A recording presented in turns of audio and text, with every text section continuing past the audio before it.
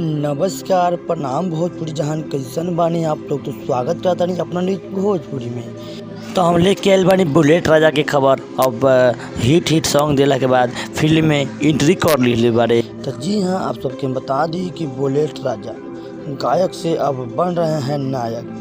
तो जी हाँ, रुआ लोग के बता दी कि बुलेट राजा के गाना के सब अपार सफलता के बाद अब मूवी में एंट्री कर ले बारे। तो जी हाँ, रुआ लोग फोटो में देख सकतानी। और इससे पहले ना हमरा अपना न्यूज भोजपुरी चैनल के सब्सक्राइब कर ली और बेल आइकन घंटी ऑल पे प्रेस कर दी। इससे क्या होला कि न्यूज़ के माध्यम से जो भी वीडियो अपलोड करे नी वो सबसे पहले नोटिफिकेशन वो लग पहुँच जाला। तो जी हाँ, बतावल चाहतानी कि पहला फिल्म बुलेट राजा जी के प्रतापगढ़ में शूटिंग हो रहा बा। तो जी हाँ, रुआ देख सकतानी कि कुछ फोटो वायरल भइल है, वहाँ से शूटिंग हो रहा बा। और इनकर साथ में बारे योगेंद्र राइटर बारे, कोई योगेश योगेंद्र वही राइटर बारे। बहुत ही मस्त पिक आयल है।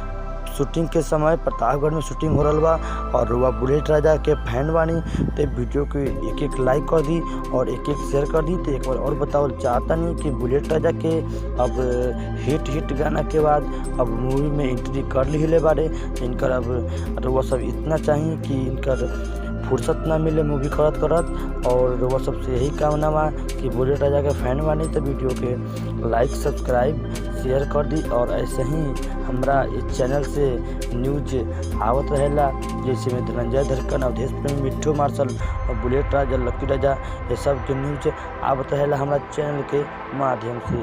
तो जी हाँ, आप सबके बता दी कि बुलेट राजा के बहुत ही धमाकेदार फिल्म आ रहा बा। जौन फिल्म के नाम हम नागिन, शायद नागिन है। लोग पिक में देख सकता नहीं कि कैसन लग रहा बड़े। तो चलिए हम मिलता नहीं अगला न्यूज अपडेट के साथ।